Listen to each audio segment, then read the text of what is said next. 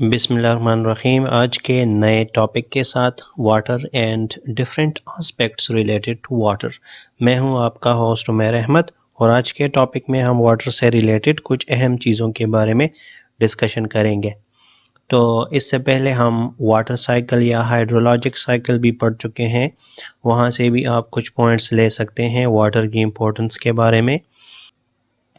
اچھا، تو چلیے اس سلائیڈز کی طرف چلتے ہیں اور بات کرتے ہیں واٹر کے حوالے سے کہ دنیا میں جتنی بھی ریسورسز پائی جاتی ہیں ان کے دو اقسام ہوتے ہیں، رینیویبل ریسورسز اور نان رینیویبل ریسورسز، جس کے بارے میں ہم پڑھ چکے ہیں۔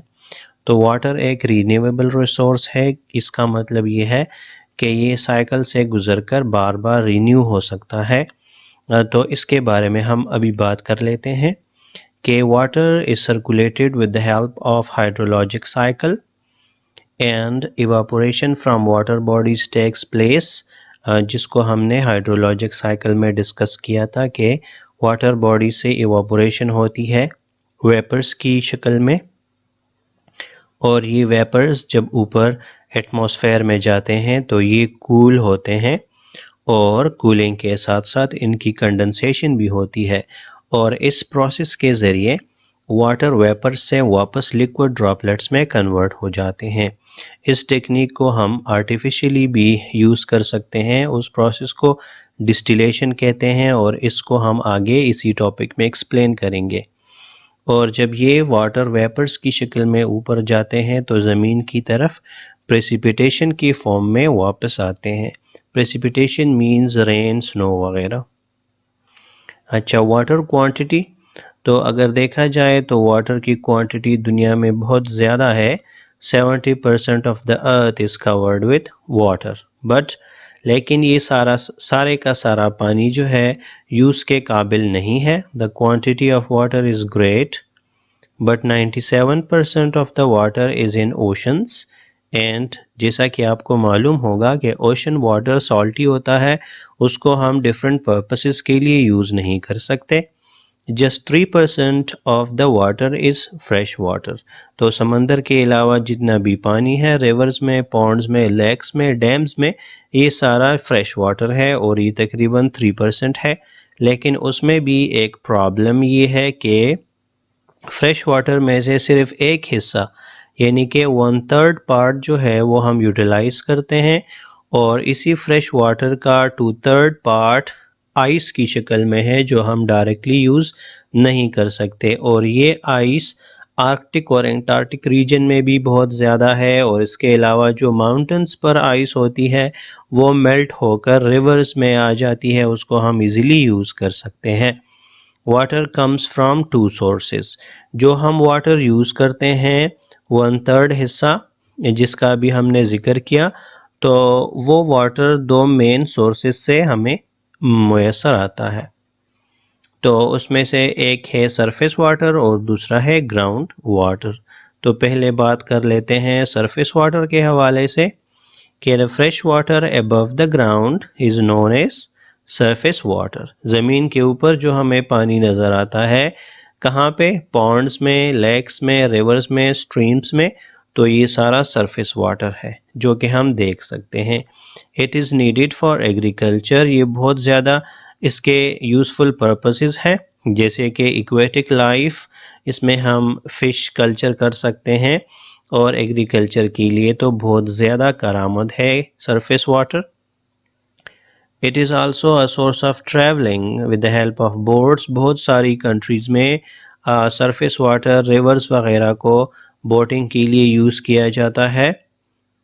Rivers and streams collect water from areas known as watershed۔ جن ایریا سے ریور اور سٹریمز میں پانی آتا ہے ان سارے ایریا کو واٹر شیڈ کا نام دیا جاتا ہے۔ Also sewage water end up in rivers and streams۔ اس کا ذکر ہم پولیوشن میں کر چکے ہیں کہ different type of chemicals water میں شامل ہوتی رہتی ہیں گھروں سے، اور یہ واٹر الٹیمیٹلی ریورز میں جاتا ہے۔ ریور میں کچھ منرلز بہت زیادہ ہو جاتے ہیں جس کی وجہ سے پولیوشن کاز ہوتی ہے، اور کچھ ایسی چیزیں شامل ہو جاتی ہیں واٹر میں جو کہ ایکویٹک آرگینزمس کے لیے ڈینجرس ہوتی ہیں۔ اچھا، تو واٹر سورس جو دوسرا بہت بڑا سورس ہے واٹر کا وہ ہے گراؤنڈ واٹر، اور آج کل ہم گراؤنڈ واٹر سے بہت زیادہ فائدہ لے رہے ہیں۔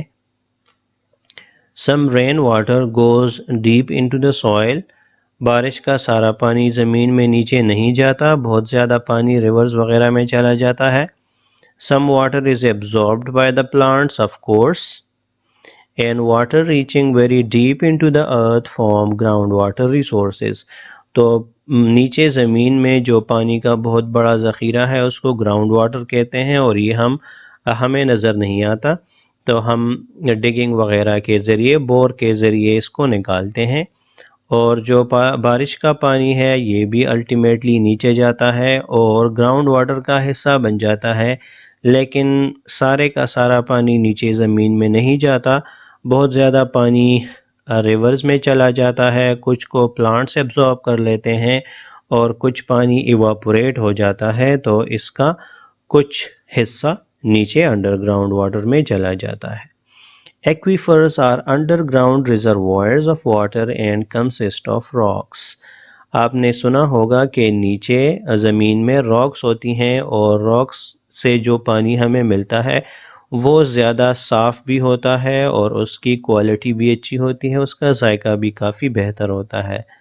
تو tiny amount of ground water can reach the aquifers. Aquifers میں گراؤنڈ واٹر یا جو زمین کے نیچے پانی ہے تو اس کا بہت کم حصہ ایکویفرز تک جاتا ہے۔ اس کا مطلب یہ ہے کہ ایکویفرز زیادہ پلیوٹ نہیں ہوتے اور پیوریفائی رہتے ہیں۔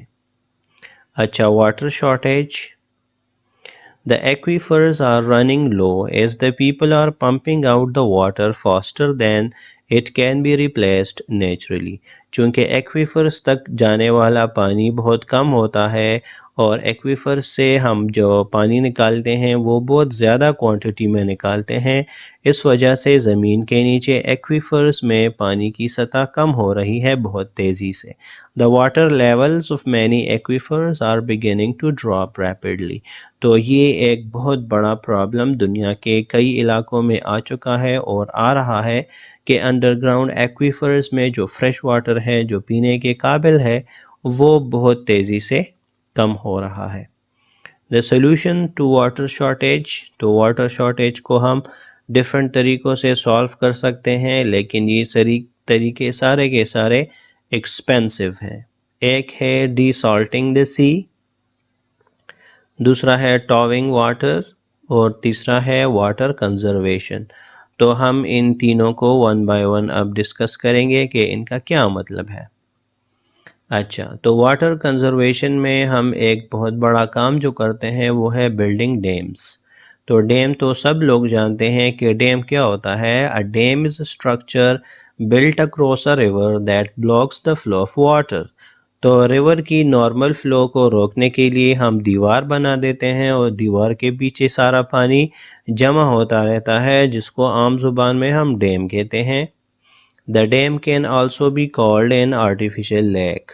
تو ہم ڈیم کو ایک مصنوعی لیک بھی کہہ سکتے ہیں۔ Water from it can be used for drinking, manufacturing, irrigation. تو dam different countries different purposes کے لیے ڈیمز بناتی ہیں۔ کچھ کنٹریز ڈیم سے صرف اور صرف الیکٹرک جنریشن کا کام لیتی ہیں، جبکہ بہت ساری کنٹریز ایسی ہیں جو کہ ملٹی پرپز کے لیے ڈیمز بناتے ہیں۔ To stop floods, to store water for various purposes such as electricity generation.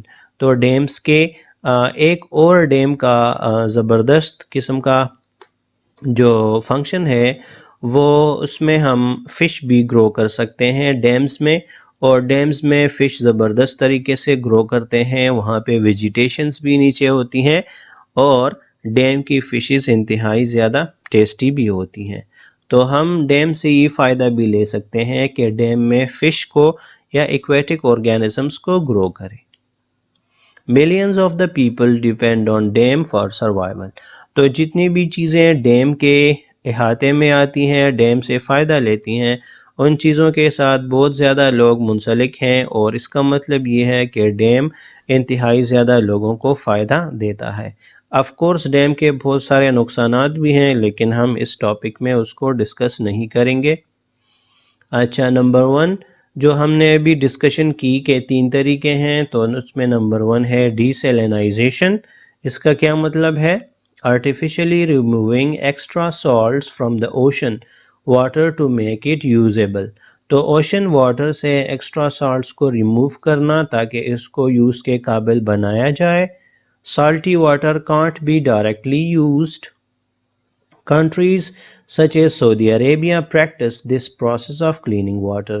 تو وہ کنٹریز جہاں پہ پانی کی انتہائی کمی ہوتی ہے، اور ایسی کنٹریز جو کہ اس قسم کی ٹیکنالوجیز کو افورڈ کر سکتی ہیں، تو وہاں پہ اس کو پریکٹس کیا جا سکتا ہے۔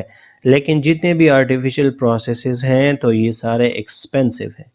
تو ڈیسیلینائزیشن کے بیسیکلی 2 میتھڈز ہیں، ایک ہے ڈسٹیلیشن اور دوسرا ہے ریورس آسموسس۔ اس کو دیکھ لیتے ہیں ایک نظر کہ ڈسٹیلیشن کیا ہے۔ یہ تو کیمسٹری میں بھی اسٹوڈنٹس کو پڑھایا جاتا ہے کہ واٹر از ہیٹڈ اینڈ ویپرائزڈ۔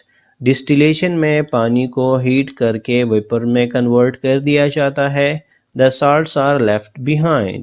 تو واٹر ویپر میں کنورٹ ہونے کے بعد اوپر کی طرف ٹریول کرتا ہے اور سالٹس نیچے رہ جاتے ہیں۔ the vapors are cooled and converted to water again۔ تو اوپر چیمبر میں واٹر ویپرز کو دوبارہ کول کر کے واٹر میں کنورٹ کر دیا جاتا ہے، اور اس کو دوسرے روٹ سے نکال کر فریش واٹر حاصل کیا جاتا ہے۔ اچھا، اب دیکھ لیتے ہیں کہ ریورس آسموسس کیا چیز ہے۔ آسموسس تو بایولوجی کے اسٹوڈنٹس کو پتا ہوگا۔ Pressure is used to push water through semi-permeable membrane that traps the salt۔ تو ہم آسموسس میں ہمیشہ سیمی پرمیبل ممبرین کا ذکر کیا جاتا ہے۔ تو ریورس آسموسس میں ایک سیمی پرمیبل ممبرین کے اکراس پانی کو پریشر کے ذریعے گزارا جاتا ہے، اور یہ سیمی پرمیبل ممبرین سالٹس کو فلٹر کر لیتی ہے اور پانی دوسری طرف نکل جاتا ہے۔ both these methods are expensive۔ تو کہ پور ممالک اس کو افورڈ نہیں کر سکتے ہیں۔ اچھا، یہ ایک بہت زبردست طریقہ ہے اور بہت یونیک ہے، towing water. It involves carrying icebergs across the oceans۔ تو اوشنز میں بہت بڑے آئس برگز کو لایا جاتا ہے، ڈریگ کیا جاتا ہے۔ The icebergs melt and convert into water۔ تو رستے میں بہت زیادہ آئس خود بخود میلٹ ہو جاتی ہے گرم پانی کی وجہ سے، لیکن اگر آئس برگ کو احتیاط سے پہنچا دیا جائے تو اس کو میلٹ کر کے ہم فریش واٹر حاصل کر سکتے ہیں۔ تو یہ بھی ایک بہت زبردست طریقہ ہے، لیکن آئس برگز ہر جگہ پہ اویلیبل بھی نہیں ہے، دوسرا اس پر بھی بہت کاسٹ آئے گی۔ مینی پرابلمز ہیں اس کے ساتھ ایسوسیٹیڈ، جیسے کہ the ice melts in the ocean faster۔ تو جلدی سے آئس میلٹ ہو جاتی ہے جب اس کو اوشن میں ڈریگ کیا جاتا ہے، کیونکہ اوشن میں جب گرم پانی کی لہریں اس کے ساتھ ٹکراتی ہیں تو میلٹ ہو جاتی ہے۔ It decreases the ice of Arctic and Antarctic regions۔ تو دنیا کے 2 بڑے ریجنز جہاں پہ آئس بہت زیادہ پائی جاتی ہے وہ آرکٹک اور انٹارکٹک ہیں۔ اگر ہم وہاں سے برف توڑ کے لاتے ہیں تو یقیناً وہاں پہ برف کی کوانٹٹی کم ہوگی، اور یہ ریجنز خود برف سے مکمل کمپلیٹلی کورڈ ہیں، لیکن دنیا کے ٹیمپریچر، ویدر وغیرہ کو کنٹرول کرنے میں بہت اہم رول پلے کرتے ہیں۔ اگر دنیا سے یہ آئس برگز وغیرہ، گلیشیئرز وغیرہ ختم ہو جاتے ہیں تو دنیا کا ٹیمپریچر انبیئریبل رینج تک چلا جائے گا۔ This is not very practical method. اگرچہ پاسبل ہے لیکن بہت زیادہ پریکٹیکل نہیں ہے، پرابلمز اس میں زیادہ ہیں۔ اچھا، تو تھرڈ جو بہت زیادہ ضروری چیز ہے اس کو واٹر کنزرویشن کہتے ہیں۔ کنزرویشن کا مطلب یہ ہے کہ ہم کسی بھی ریسورس کو اتنی احتیاط سے استعمال کریں کہ آنے والی نسلوں کے لیے بھی وہ فیسلٹیز اور وہ ساری چیزیں اویلیبل ہو سکتی ہوں۔ The amount of water that is available at a given time is limited, so people must do everything they can to use it wisely. تو دنیا کی آبادی تیزی سے بڑھ رہی ہے اور تمام لیونگ آرگینزمس کو پانی چاہیے، پانی کے بغیر ایگریکلچر بھی نہیں ہو سکتی، تو اسی لیے پانی کو وائزلی یوز کرنا بہت ضروری ہے۔ ابھی ہم نے پچھلے سلائیڈز میں ڈسکشن کی کہ زیر زمین ایکویفرز تیزی سے کم ہو رہے ہیں اور ایک ٹائم آئے گا کہ زیر زمین پانی دستیاب نہیں ہوگا، تو ایگریکلچر کنٹریز جیسے کہ پاکستان تو اس قسم کے ٹائمز میں سروائیو نہیں کر سکے گا۔ As more people realize that clean fresh water is a precious and limited resource, they will take every possible step to conserve it and avoid its wastage. تو لوگوں کو ایجوکیٹ کرنا بہت ضروری ہے، اور یہ امپورٹنٹ میٹرز ہیں کہ دنیا کی بہت سارے علاقوں میں جہاں پہ انتہائی زیادہ پانی اویلیبل تھا اب وہ ڈیزرٹس میں کنورٹ ہو گئی ہیں۔ اس کی وجہ یہ ہے کہ دنیا کا ویدر، گلوبل وارمنگ، جو کہ ہم نے پہلے بھی ٹاپکس میں ڈسکس کیا ہے، اس کی وجہ سے ویدر چینجز آ رہی ہیں دنیا میں، اور فریش واٹر ریسورسز تیزی سے ختم ہو رہی ہیں، تو human beings under the ground bore کر کے پانی نکالتے ہیں اور ایکویفرز کم ہو رہے ہیں۔ اسی کے ساتھ ہم آج کا لیسن اینڈ کرتے ہیں۔ Thanks for watching the video.